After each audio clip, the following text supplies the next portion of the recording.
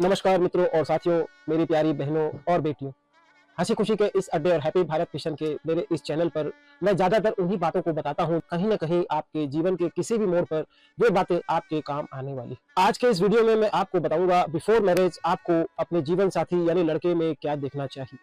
Before marriage आपको क्या सोचना चाहिए, कैसे सोचना चाहिए, इन बातों का आपको विशेष ध्यान रखना चाहिए। मेरी प्यारी बहनों और बेटियों, मैं आपसे यह भी कहना चाहूंगा कि आपको शादी से पहले हर संभव अपने माता पिता या अपने घर के किसी बड़े बुजुर्ग के द्वारा दी गई सलाह को विशेष महत्वता देनी चाहिए, क्योंकि उनकी दी हुई सलाह उनका एक 40-50 साल का अनुभव रहता है, जहां वे बहुत से रिश्ते नाते संबंध जुड़ते हुए पहले से ही देख चुके होते हैं और उन्हें पता होता है कि उनकी बिटिया के लिए कैसा माहौल अच्छा होगा, उनकी बिटिया के लिए कैसा सोचना ठीक रहेगा, कैसा जीवन साथी ठीक रहेगा।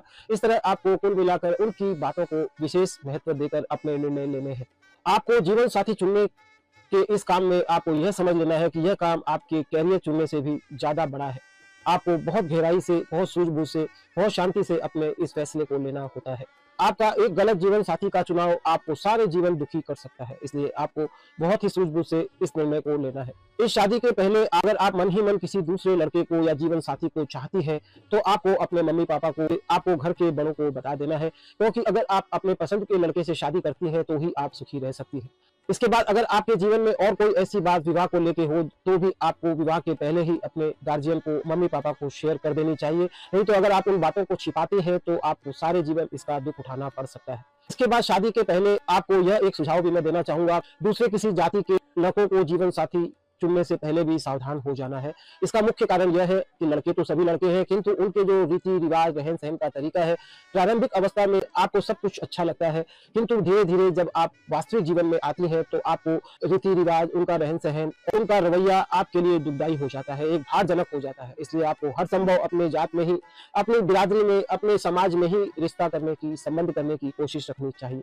अगर आप जीवन साथी को चुनाव कर चुकी है तो एक अलग बात है, नहीं तो आपको चुनने से पहले इस विषय पर खूब गहराई से चिंतन कर लेना चाहिए, क्योंकि इस तरह अगर आप पहले चिंतन नहीं करते हैं तो आपको बाद में एडजस्टमेंट में बहुत दिक्कत आने वाली है। इसके बाद कुल मिलाकर यह जो एक दो मुलाकात आपकी शादी से पहले लड़के से होने वाली है, यह आपको किसी तरह का इंप्रेशन दिखाने, अपनी सुंदरता दिखाने के लिए, दोनों के लिए ही नहीं है। आप दोनों को एक दूसरे की रियलिटी समझनी है, एक दूसरे की आदतें समझनी है, एक दूसरे के सोचने के तरीकों को समझना है कि आप दोनों एक दूसरे से मैच कर सकेंगे या नहीं, क्योंकि यह आपके सारे जीवन का सवाल होता है। सबसे पहले आप गर्ल चाइल्ड का एक प्राकृतिक स्वभाव ही होता है कि आप लड़के की सुंदरता ही पहले देखती है। इसके बाद आपको यहाँ लड़के की सुंदरता देखनी भी चाहिए, जो कि एक प्राकृतिक बात है। इसके बाद आपको कलर कॉम्बिनेशन लड़का कैसा पहना है, तो यह देखना चाहिए कि लड़का अपने आप में कॉन्फिडेंट दिखाई देता है या नहीं, और उससे बातचीत के तरीके से आपको प्रारंभिक अवस्था में उसके लुक के साथ साथ आपको उसकी कम्युनिकेशन स्किल पर ही नजर करनी है कि लड़का आपकी आंखों में आंखें डालकर बात पूछ रहा है या नहीं, और पूरे कॉन्फिडेंस से जो आप पूछ रही है उसका जवाब दे रहा है कि नहीं, क्योंकि एक कॉन्फिडेंट लड़के ही ज्यादातर आप लड़कियों को पसंद आते हैं और चुनने भी चाहिए। शुरुआती तौर पर आपको अपने जीवन साथी में यह बात भी देख लेनी चाहिए कि वो हिंदी में बात करना चाहता है या अंग्रेजी में बात करना चाहता है। कहीं आप इंग्लिश अच्छा जानती है तो आप इंग्लिश में बातें करना शुरू करती है तो आपका जीवन साथी कई बार हिंदी में उत्तर देता है। उस स्थिति में आपको समझ लेनी है कि आपको अपने जीवन साथी से कोशिश करके हिंदी में ही बात करनी है। आपका जीवन साथी हिंदी ही बोलना पसंद करता है। इस दौरान आपको सामने वाले लड़के की बोलने की शैली, उसके बोलने की भावना, उसके बोलने के दौरान मान सम्मान देने की भावना, उसकी भाषा, यह सब देखकर आपको यह निकालना है कि लड़के का स्वभाव कैसा है। इस तरह आप कुल मिलाकर इन सब बातों से देख सकते हैं कि लड़का हैंडसम दिखता है कि नहीं, कम्युनिकेशन स्किल में कैसा है, लड़का कॉन्फिडेंट है कि नहीं, लड़के का बातचीत करने का तरीका लुभावना है कि नहीं, उसकी बातचीत करने की शैली में, उसके बातचीत के दौरान उसके शब्द सीधे दिल पर प्रभाव जाते हैं कि नहीं, उसकी आवाज में क्लैरिटी है कि नहीं, ये सब बातें इन सब चीजों के साथ साथ आपको देखनी होती है। इसके बाद आपको देखना है लड़का बड़ों का मान सम्मान करता है कि नहीं। इसे आप उसकी फैमिली की बात करके आप उनसे आसानी से निकाल सकते हैं कि वो फैमिली में किसको प्यार करता है, किसको आदर सम्मान देता है, किसकी बात को महत्व देता है, अपने घर के छोटे बच्चों से वो कितना प्यार करता है। इस तरह की बातें जब आप अपने जीवन साथी से पूछती है तो उससे उसका स्वभाव और उसके प्यार करने का तौर तरीका आपको समझ आ जाता है। इन सब बातों को पूछने से आपको उसकी स्वभाव, बोली आदि समझ आ जाती है। लड़का परिवार के अंदर किससे ज़्यादा प्यार करता है, उसका लविंग नेचर है कि नहीं, उसके अंदर दयालुता है कि नहीं, इस तरह की बातें निकल कर सामने आ जाती है। इसके बाद आपको यह भी देखना है कि लड़का कितना बुद्धिमान है। इसके लिए आप उसके पैसे कमाने की स्किल के बारे में उनसे बातें कर सकती हैं, उनके डिग्री के बारे में पूछ सकती हैं, उनके फ्यूचर प्लान के बारे में पूछ सकती है, फिर कितनी आय करता है और आय के बारे में उसकी कैसी सोच है, किस तरह वो खर्च करना पसंद करता है। इन बातों से उसकी फाइनेंशियल थिंकिंग के बारे में आप आसानी से समझ सकती हैं कि पैसे को कमाने में कितना मास्टर है और पैसे किस तरह के खर्च करने की उसकी आदत है। इससे आर्थिक लड़के की सोच का भी पता चल जाता है। लड़कियों को ज्यादातर ईमानदार और समझदार लड़का पसंद आता है। इन सब बातों के साथ साथ आपको यह भी देख लेना है लड़का कितनी ईमानदारी से अपने काम करता है, उसकी दैनिक दिनचर्या कैसी है, वो कितने बजे सोना पसंद करता है, कितने बजे उठना पसंद करता है, उसे अपनी छुट्टियां किस तरह बितानी पसंद है, छुट्टियों के दौरान वो परिवार के साथ रहना पसंद करता है या अपने दोस्तों के साथ कहीं बाहर घूमने जाना पसंद करता है। इन सब बातों को आपको पूछ लेना चाहिए, जान लेना चाहिए और इस दौरान आपको यह देख लेना चाहिए कि ये बातें अगर वो अपने जीवन में लागू करते हैं तो आपको पसंद आएंगी या नहीं। इन सब बातों को करते वक्त आपको लड़के की रुचि भी पूछनी चाहिए, उसकी हॉबीज भी पूछनी चाहिए। इससे आपको यह समझ आता है कि उसकी रुचि और हॉबी के साथ आप एडजस्टमेंट कर सकेंगी या नहीं। और कई बार ये बातें एक मुलाकात में नहीं हो तो आप एक मुलाकात के लिए और डिमांड भी कर सकती हैं, दूसरी मुलाकात के लिए भी अपनी शर्त रख सकती है, क्योंकि ये आपके जीवन का सवाल है और इसमें कोई बुरा लगने जैसी बात नहीं होती।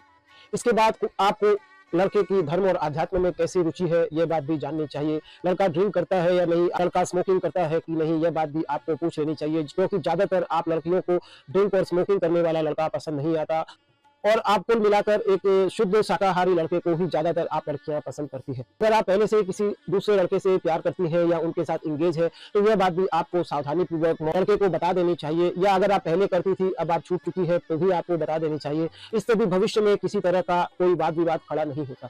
इसके अलावा अगर आप अपने परिवार में अकेली फाइनेंशियल सपोर्टर है या आप लड़कियां ही सिर्फ है जो 2-3 लड़कियां मिलकर अपने गार्जियंस को देखती है तो ये बात भी आपको लड़के से शादी के पहले ही कर लेनी चाहिए कि आप ही एकमात्र है जो अपने माता पिता को देखने वाली है, इसलिए आप उन्हें फाइनेंशियल सपोर्ट भी करेंगी, कि देखभाल और रख रखाव भी आपका ही दायित्व होगा। इस तरह की बातें अगर आपके जीवन में है तो आपको यह शादी के पहले ही अपने होने वाले जीवन साथी से खुलकर कर लेनी चाहिए। इसके बाद लड़के का चरित्र जानने के लिए आपको उसके सोशल मीडिया अकाउंट को भी चेक करने चाहिए कि लड़का किस तरह की पोस्ट करता है, किस तरह की पोस्ट में उसका इंटरेस्ट है। इसके बाद आप लड़कियां अपने होने वाले जीवन साथी से पेरेंटिंग के बारे में भी कुछ बातें कर सकती है। पेरेंट्स के बारे में बातें करती है तो इससे बच्चों की बातें भी निकलकर सामने आती है कि वो लड़का यदि बच्चा जल्दी चाहता है और आप बच्चे को नहीं चाहती तो ये सब बातें भी इस दौरान हो जाती है। बच्चों के बारे में क्या उनका नजरिया है, कहीं आप अगर बच्चा नहीं चाहती, आप बच्चे को देर से चाहती है तो ये बातें अगर आप विवाह के पहले खुलकर कर लेती है तो इससे वाद विवाद विवाह के बाद होने की उम्मीद कम रहती है।